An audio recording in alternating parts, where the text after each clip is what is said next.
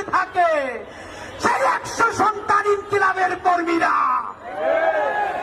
ইনকিলাব মঞ্চের অন্তত একটা কর্মীও বেঁচে থাকতে খুনি ফ্যাসিস্ট গণহত্যাকারী আওয়ামী লীগের পুনর্বাসন চলবে না। বন্ধুরা আমার,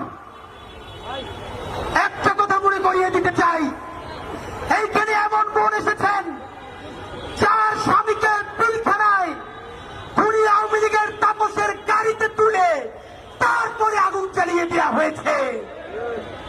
সাপ্লাই আহারে পিলখানায় তো নাম কাওয়াজতে একটা কমিশন হয়েছে।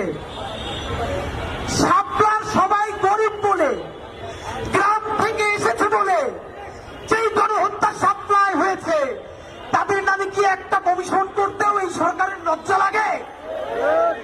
যদি লজ্জা লাগে তাহলে এই গরিব হুজুর তাদের রক্তের মধ্য দিয়ে এই সরকারে আপনার থাকতে লজ্জা লাগে না?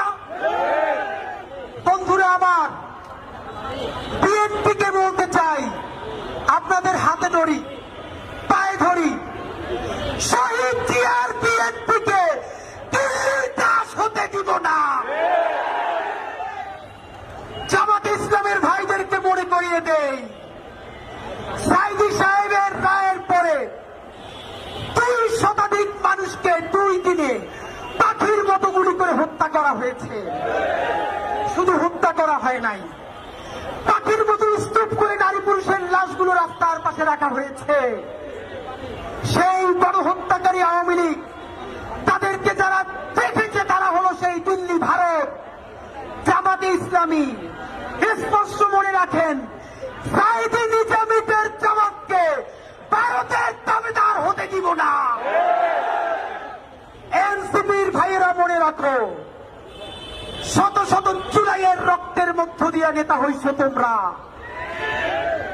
যদি এই জুলাইকে